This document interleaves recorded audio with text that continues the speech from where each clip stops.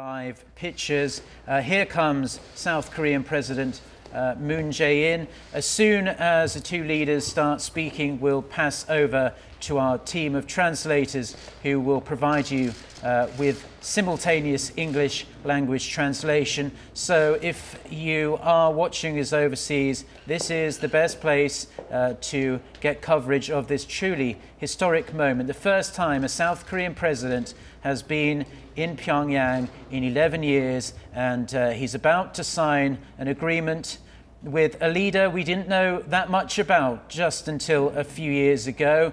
We're going to see perhaps where his intentions for the future of his regime lie. So here we go.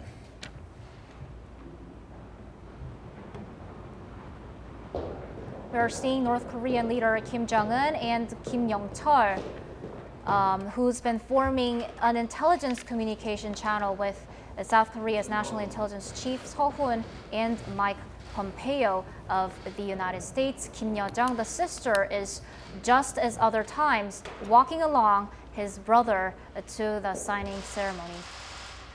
And they are both entering the room. Just seeing scenes like this really makes you feel the weight of this level, this top level of international diplomacy. But the two leaders are taking a seat now, so let's listen in.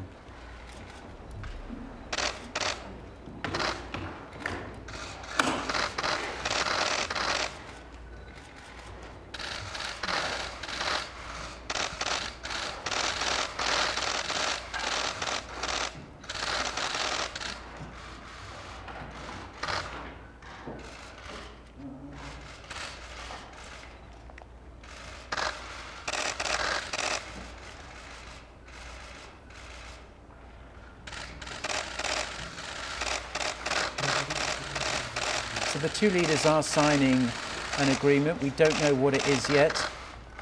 We think that both leaders are going to speak and describe what they have agreed to. Kim Jong-un's sister Kim Yo-jong is taking care of her brother, and here come the two leaders now for another photo together.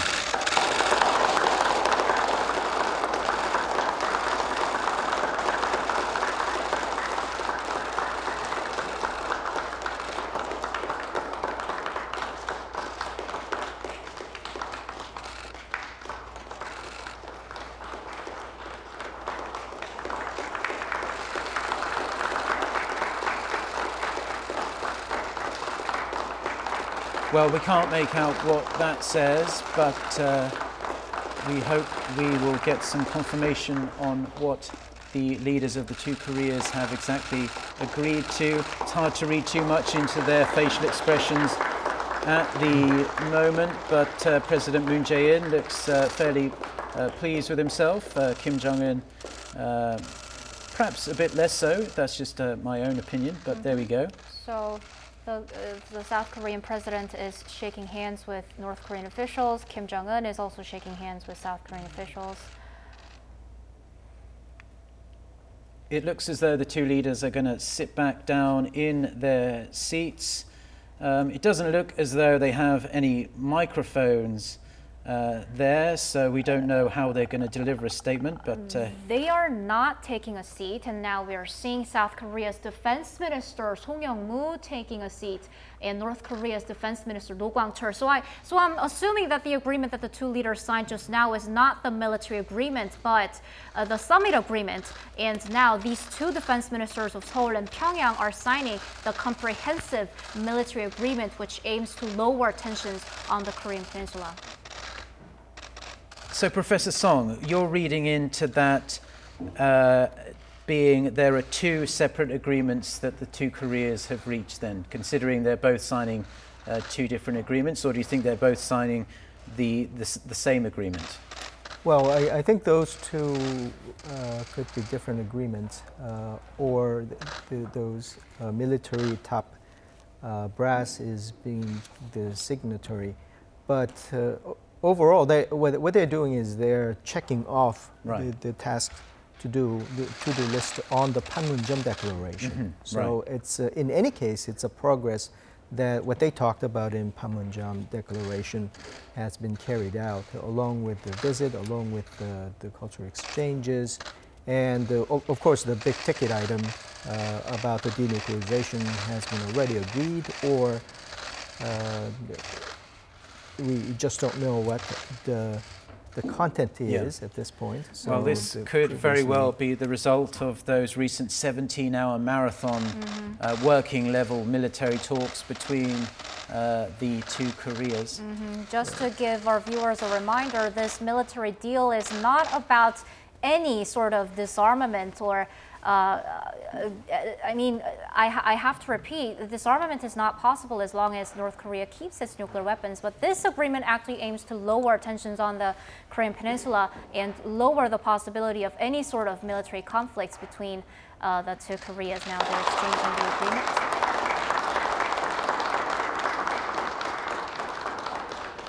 So it's expected the two Koreas will work towards turning the demilitarized zone into a true peace zone, a less militarized zone at least. Those are the multi-page pieces. It's hard to get South Korea's defense minister to crack a smile, but let's see if he does so. No, he's a very stern-looking gentleman, military man, of course. Although he is wearing he is a civilian since he's part of the South Korean government. There we see North Korean leader Kim Jong-un and South Korean President Moon Jae-in now coming in. President Moon looks very serious and stiff and stern. Yep, well, it's a serious issue. Lots of people saying this was a make or break summit for the South Korean leader. Whether you believe that or not is up to you, but it is a very serious matter. Once the leaders start speaking, we will leave you in the extremely capable hands of our team of translators. So let's pass it over to them now.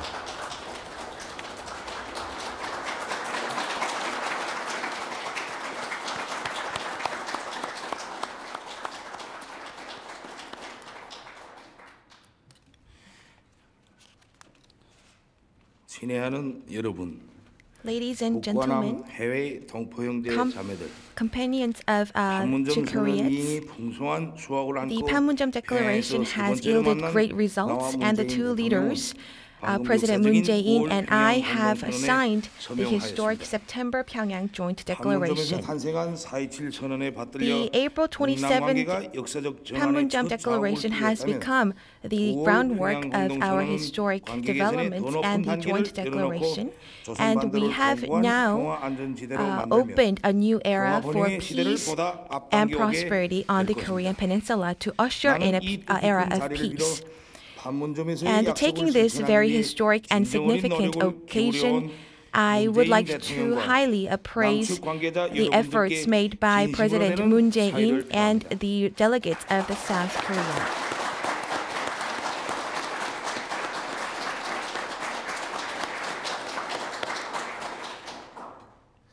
The leaders of the South and North Koreas have made efforts, and I would like to extend all of my gratitude to all of the people and the compatriots of the two Koreas.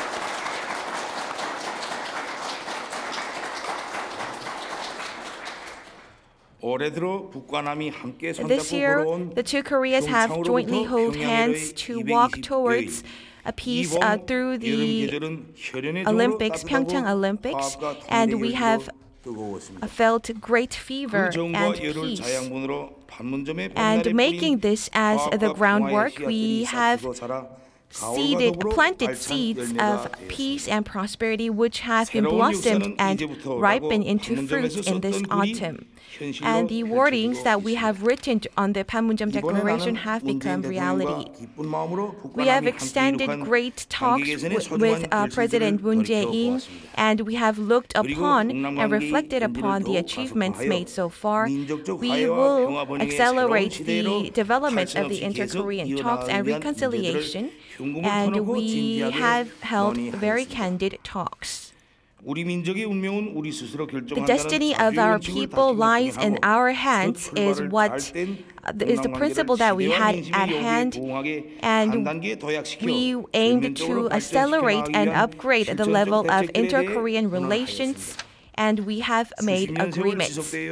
We have had decades of tragic confrontations and tragic history, but today we adopted a military agreement to make a nuclear-free Korean peninsula. We will strive efforts to make this end.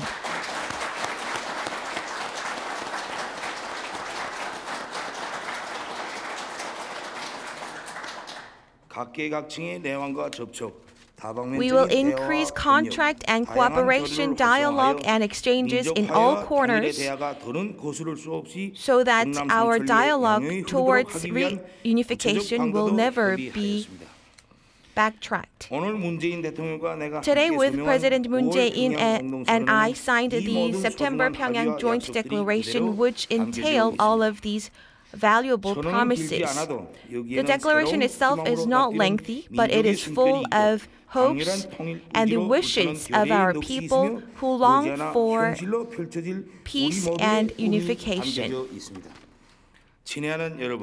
Ladies and gentlemen, we may be encountering many challenges going forward. We will be encountering many challenges and difficulties. However, as we overcome such difficulties and challenges, we will become stronger. And becoming stronger, we will make a more stronger nation. And thus, there is nothing to be afraid of. The world has witnessed a divided Korean peninsula, and it will witness how our people make our own destiny and history. President Moon Jae-in and I have promised President Moon Jae-in to visit Seoul as soon as possible.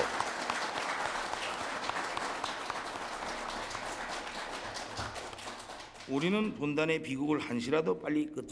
will end the sorrowful history of division and heal the wounds of our people to go forward to peace and prosperity. We will always hold hands in the front. The significant and meaningful encounter here in Pyongyang has made possible due to the efforts put forth by President Moon Jae-in and the South Korean delegations. Thank you very much.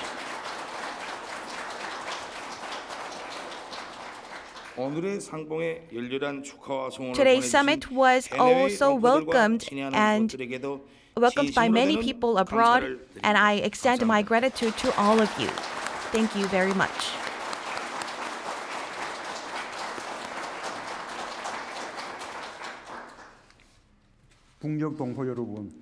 People of North Korea, people of South Korea, compatriots overseas, a war-free Korean peninsula has unfolded before our eyes.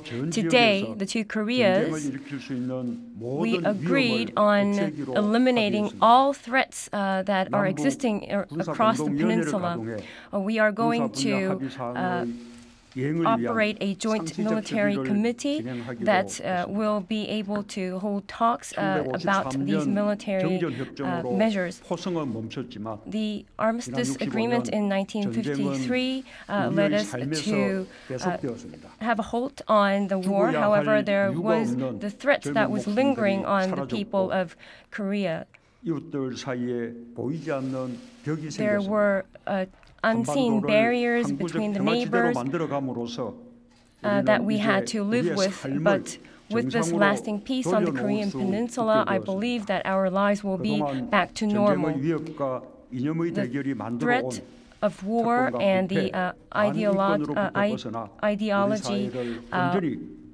conflict was what we were witnessing until now. However, we are ridding of all this as of today, and I am overwhelmed to announce this fact in front of you. We also agreed on measures to denuclearize, which is very meaningful. North Korea, the Dongchangni engine test phase will be closed permanently in the presence of inspectors from overseas, and additional measures like eradicating Yongbyon-ri test site will take place as well. This is very meaningful, and I am very happy to announce this fact. The Korean Peninsula, the complete denuclearization of the Korean Peninsula is now very near, and will happen in the near future. And to this end, we will closely cooperate. Our role has also become more heavy. The support of the people is what we really need. The people of Korea. The Panmunjom Declaration, after this declaration, we have seen significant changes around the Korean Peninsula and transformations. The two leaders of Korea came together, and the head of North Korea as well as U.S. President came to one table to discuss about future measures. And the U.S. and Korea joint military drill was also suspended, and joint liaison office was established, where we are seeing the new era of frequent talks being held. These are the tangible results that we're seeing. The longing for peace and reconciliation has never stopped.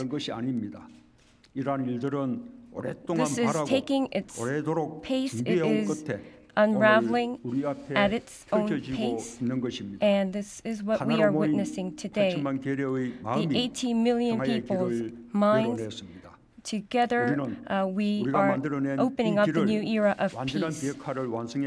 And this road will lead to the complete denuclearization of the Korean Peninsula. Chairman Kim and I, today, we talked about the exchanges of the two Koreas that will be implemented and enhanced, and we talked about tangible measures to realize this. Within this year, the two Koreas will establish, and we will start the construction of the West-East Road. The Kumgang Mountain tour will be resuscitated, and to prevent the pandemic or epidemic, we are going to cooperate in the front of welfare and medical sector.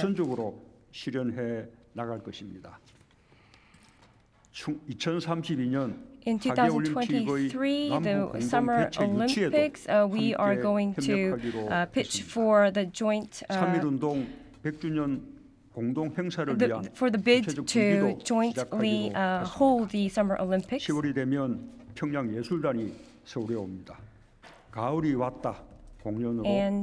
we are also going to hold joint art performances in October next year.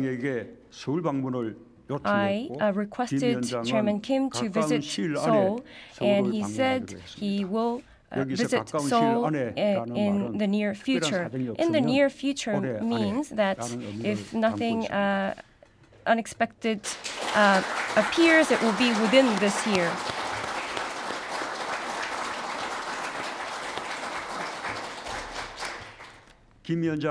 Chairman Kim's visit to Seoul will be the first leader of North Korea in South Korea, and this will be a significant turning point in the inter-Korean relations. My fellow Koreans, Chairman Kim showed clearly the way to denuclearization, a war-free and nuclear-free Korean Peninsula. And he is responding to the hopes of the international community. I deeply commend his courageous and brave resolve. The inter-Korean relations will be strong. And I hope the talks between North Korea and U.S. will be revived as soon as possible. I hope the summit talks between the U.S. and North Korea will resume soon, and hope that they can find an agreement, they can find a point of agreement. During this year, we have planted the seed of peace, and now we are seeing the fruits of this seed. Thank you very much. Okay, that was the handshake, and those were the statements from Kim Jong-un. We heard from him first. It was rather a short statement. He said that he would visit Seoul. And we're now getting footage of course, President Moon Jae-in and North Korean leader Kim Jong-un attending this luncheon. Let's, if we take a look at their expressions, I still feel President Moon Jae-in's expression is perhaps a little more muted than when they met the previous two times, of course, in April and in May. You seem very skeptical, Jang-ho. Very quick. I'm not sure skeptical is right, but I'm just explaining what I'm seeing. Remember, this is not his turf. Mr. Kim Jong-un is on his own turf. That's why he feels so familiar with everything, the people and the street. But Mr. Moon, President Moon, it's quite natural for him to feel a little bit unfamiliar with all the things surrounding him. Because, I mean, when the two leaders met in April, I mean, there was the signing, even the signing felt very different. There was lots of smiles, big hugs, and a raising of hands like they were cheering.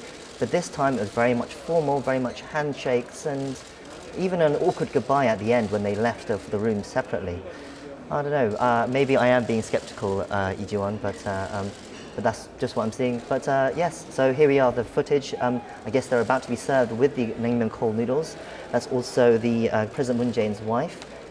While the two leaders were having their meeting, I understand the wives were doing a different activity. Can you tell us a little bit more about that? Sure, Jang-ho. Well, in fact, we thought Lee Cheol-ju was also accompanying South Korean First Lady Kim Jong-suk today, but that is not what I heard. The South Korea's First Lady Kim Jong-suk and the other South Korean delegates, they visited Mangyongdae School Children's Palace, and that's an institution for extracurricular activities such as music, foreign languages, taekwondo, and sports. And that is also where our former South Korean President Kim Dae-jung and his First Lady Lee Hee-ho visited back in 2000 to watch a performance on their second day. So that's, again, yes, where Kim Dae-jung, the former president, went in the year 2000. That was the first inter-Korean summit ever between the two Koreas, and also the first time in Pyeongyang. Dr. Kim, I just wanted to ask you, looking back at today's and yesterday's events, we are very much reminded of Kim Dae-jung's visits as well. There were lots of familiarities, lots of, shall I say, echoes of what happened back then. How do you view this? Do you see a lot of similarities, or are there really startling differences that you think we should take note of? I would say the fundamentals remain the same, but there are a lot of different pictures, different atmosphere we are watching over the two days, because this is all broadcast live as opposed to kind of filmed before and then released later. But this is kind of shows the Mr. Kim's confidence that everything can be exposed, and we are pretty much accessible to the outside world.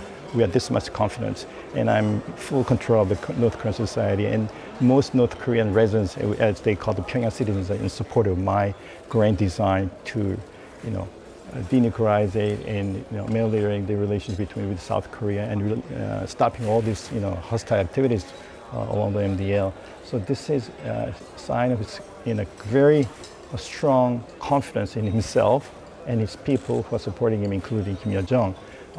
Again, just for a 3-day summit meeting, this is a highly condensed schedule. If you look at all the schedule, one itinerary, one by one, they're going to see the watch again, the mass game, and the May 5th stadium again, even though it would be a different version, is modified version, I would say, because they don't want to irritate the United States and South Korea as well. Because we are all watching what's going to happen at the mass game tonight.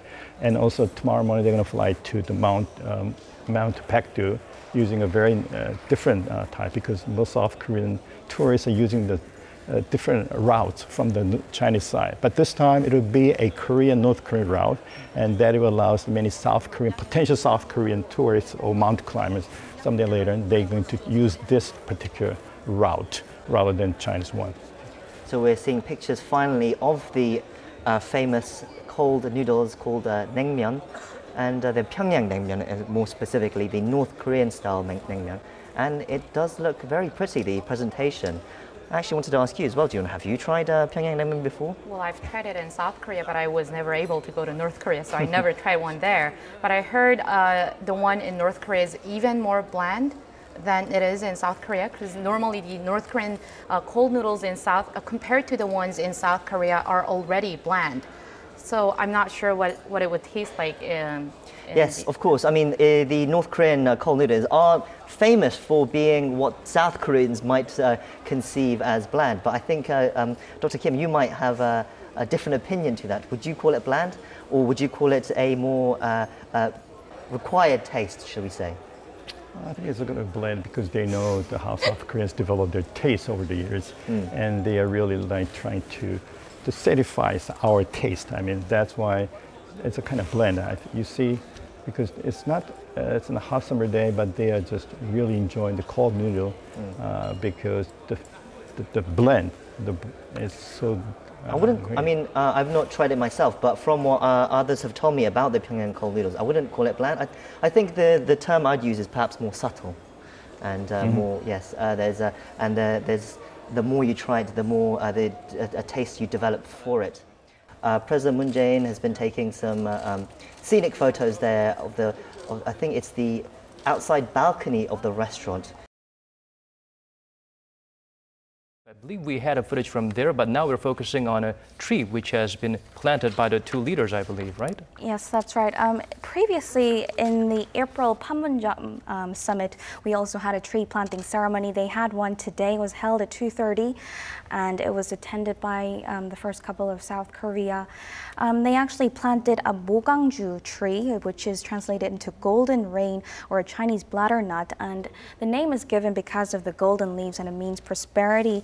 Here, the North Korean officials that attended said that given the special meaning of the tree, that they decided to use it. It says with the autumn breeze, it leads to the abundant harvest of grains and fruit, and they wish that this year is also like a lump of gold, and that it's the first phase of unification. Unlike the initial ceremony they held, which is becoming protocol routine from what they had in the South Korean side of the Panmunjom, this time North Korean leader Kim Jong-un is not present at the event.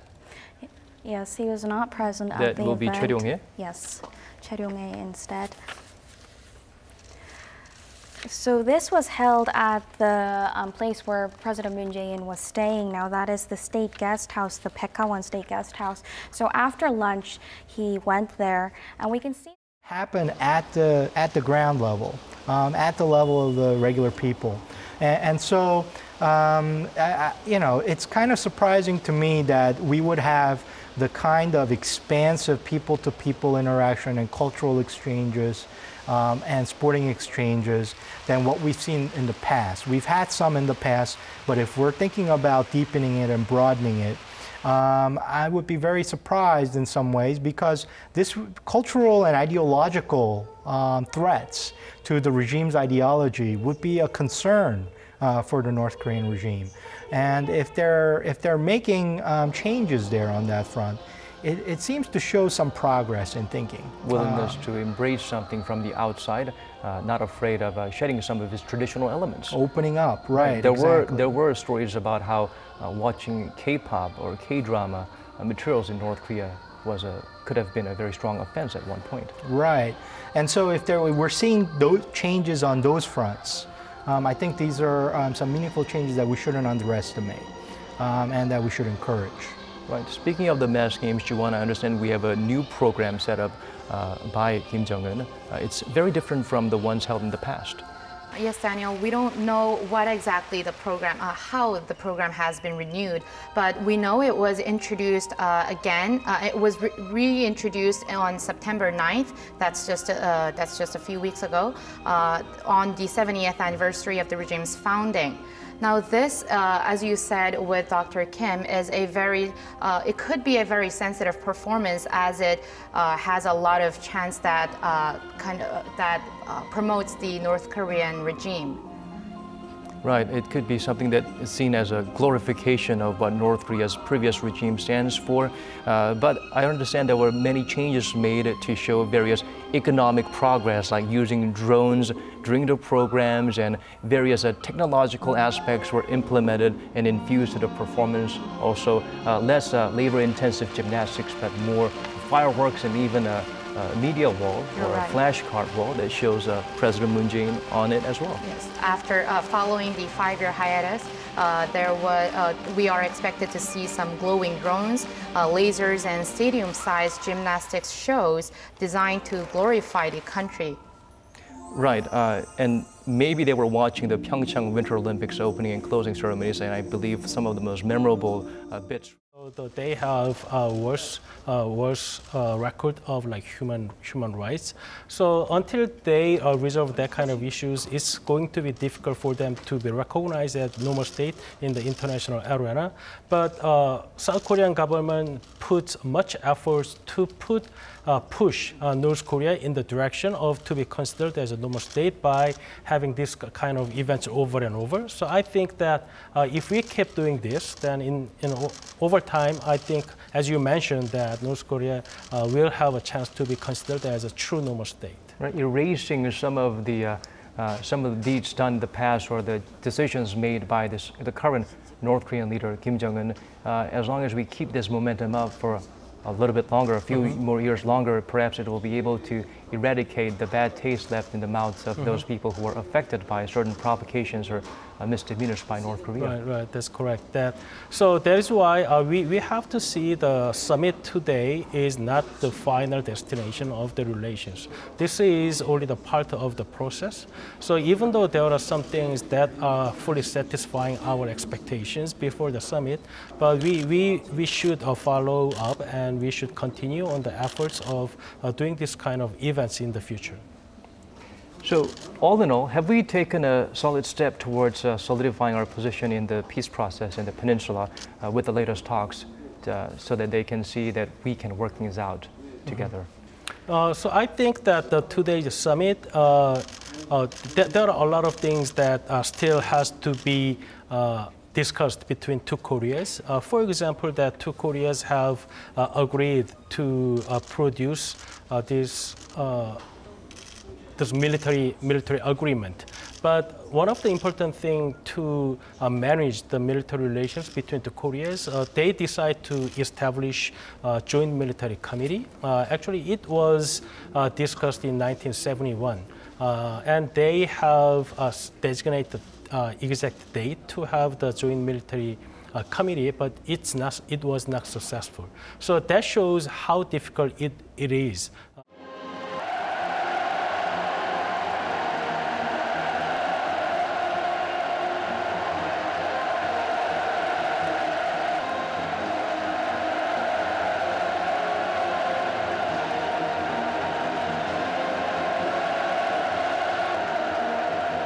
Now, back in 2007, then President Roh Moo-hyun watched the Arirang mass gymnastics, which you said earlier, but this kind of drew domestic criticism because of the propaganda measures.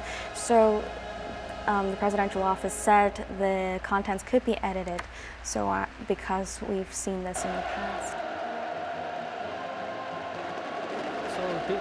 Actually, there are so many first things that the President Moon has done in this his visit to Pyongyang, and this might be the first time in the history that Korean president addressed North Korean citizen, and I think that probably he's not going to make speeches like disturbing North Korean citizens, but probably he's going to emphasize that this is how our nations are going, and this is how our nations can unite together to improve our future. So I think that it is mostly about our nation and the people, and not much about the politics and other things. So I hope it's going to be pretty much like constructive message delivered by our president directly to the North Korean citizens this time.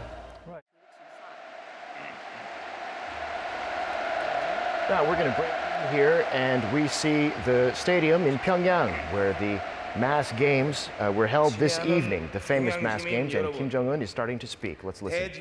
Fellow Koreans, thank you very much for preparing such a great performance. Good evening.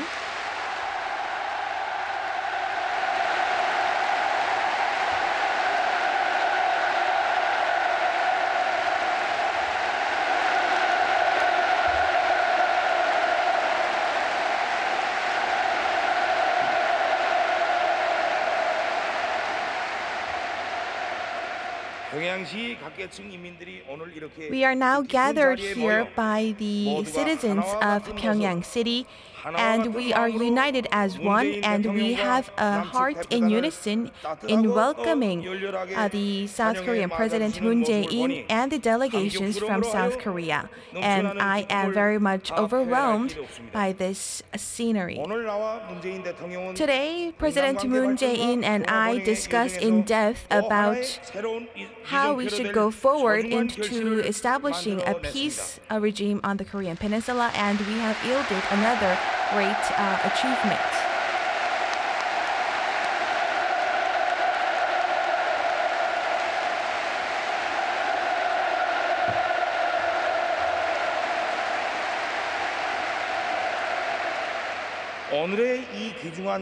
The valuable progress that we have made today was possible thanks to the ceaseless efforts put forth by President Moon Jae-in. Thank you very much.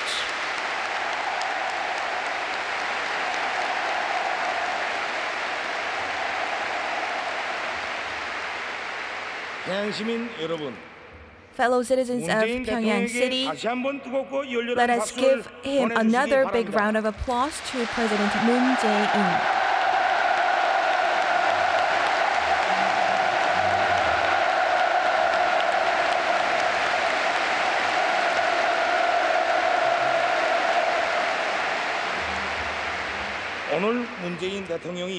Today, President Moon Jae-in has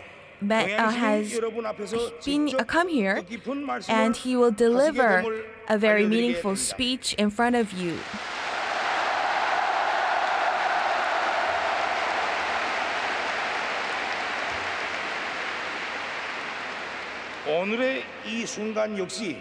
The very moment that we share right now will be left in our history, and let us now invite President Moon Jae-in.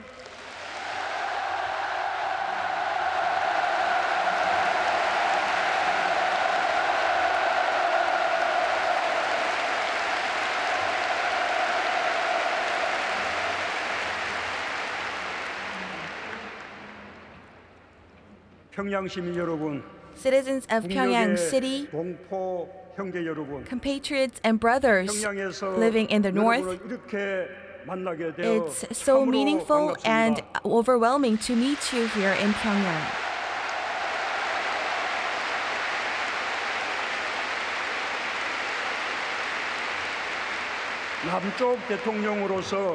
As the President of South Korea, and as introduced by Chairman Kim Jong-un, I am now giving you a message, and I'm very much overwhelmed by this opportunity. We have now ushering in a new era together.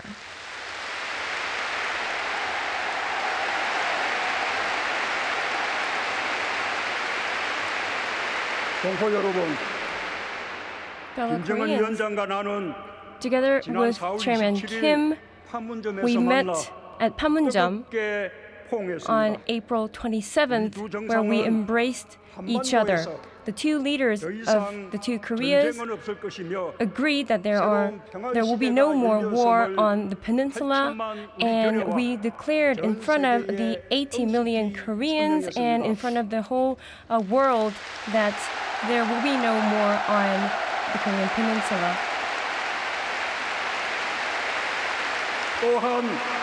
Also, the destiny of our people will be determined by us, and this is the principle of self-reliance that we reaffirmed.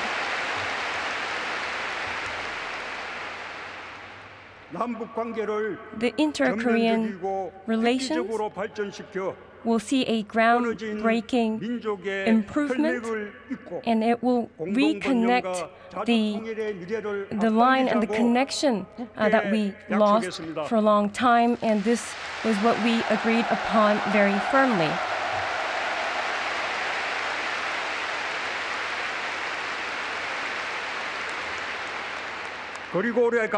Also, in addition to that,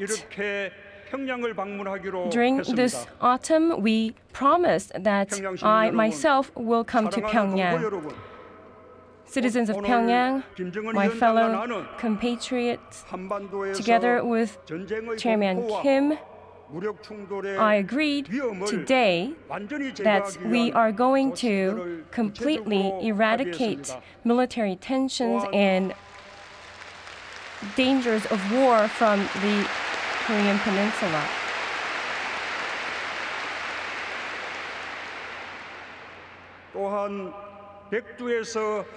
Also, from Mount Baekdu to Mount Halla, the beautiful motherland of Korean peninsula will be turned into a peaceful place, and this will be what we will be handing down to our next generations.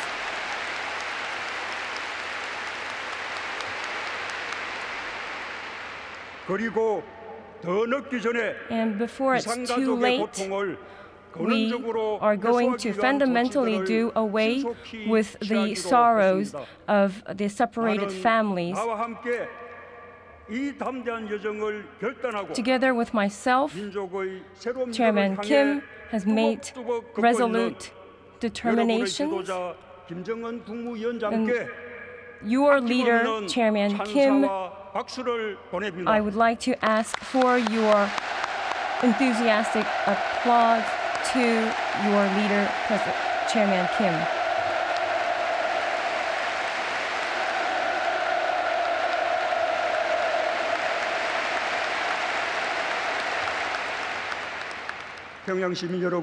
Citizens of Pyongyang, compatriots overseas, during this visit, I was overwhelmed by the advancements Pyongyang has made.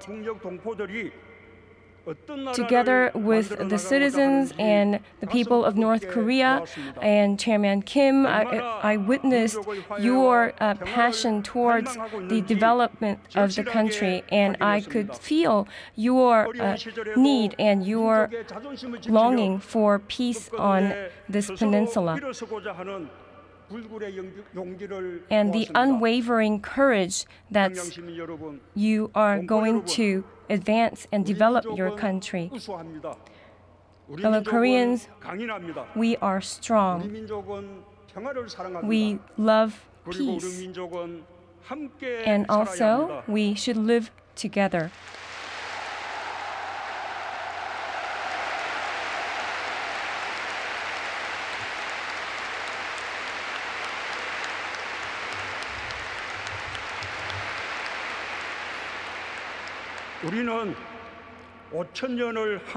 We lived here for the past 5,000 years, and we were separated for the last 70 years. Today in Pyongyang, I propose that we set our feet forward to the new era of peace, doing away with hostilities and animosity.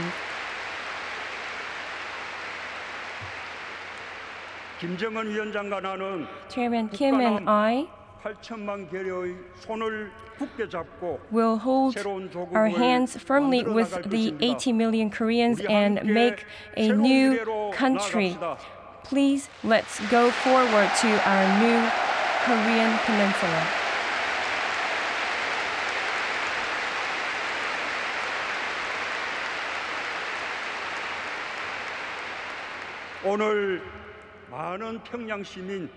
Today, so many citizens of Pyongyang, the students, the youths, the performances that you prepared for myself and our delegations, and the wonderful performance that you have shown, I thank you very much for this. Thank you.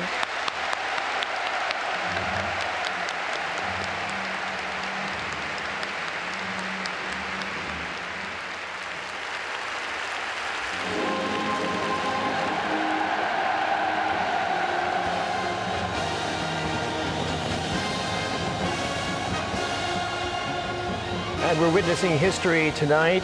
President Moon Jae-in of South Korea just addressed for the very first time the North Korean people directly. A very resolute speech full of themes of brotherhood and unity between the two Koreas and his era of peace. An era of peace between South and North Korea, he says, has begun. He and Chairman Kim Jong-un of North Korea agreed to remove the threat of war, addressing the North Korean people as compatriots and brothers, and themes of self-reliance.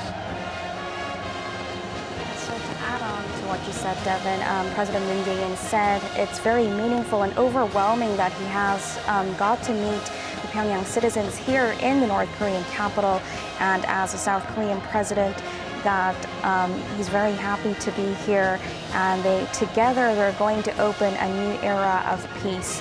And he also recalled his previous meeting with North Korean leader at Panmunjom, where they embraced each other and agreed that there would be no more war on the Korean peninsula.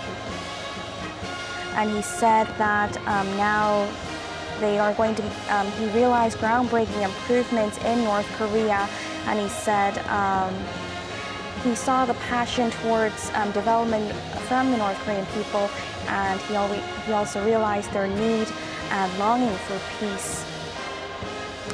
The development is a key word that's also been a priority of the North Korean leaders in recent years.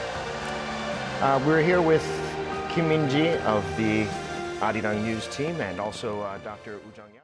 Community when it comes to the denuclearization process. However, we really didn't expect that all the problems with regard to the North Korea's nuclear weapons can be resolved at this summit. So as we consider this summit as a part of the process, we hope that many things can be moving gradually toward a much better outcome in the near future. So I think that, as President Moon mentioned before he left for Pyongyang, he said that this summit will be meaningful if it can lead to the North and U.S. summit again in the near future. I think that the today's outcome, the deliverables, was enough for President Trump to consider to meet Chairman Kim again. So I think that our president's goal of having this summit is almost achieved. Okay, so this will be seen as progress to some degree by President Trump. Mm-hmm. Well, Min-ji, speaking of the things that were achieved in the past 2 days so far, we've got on the defense front, on the denuclearization front, rather, which is where a lot of the attention has been. They're shutting down a key facility at Dongchangni, which is used for testing weapons. Let's tell us about some of the significant achievements today. Well, here they said that the two Koreas share the sentiment that there should be rapid action.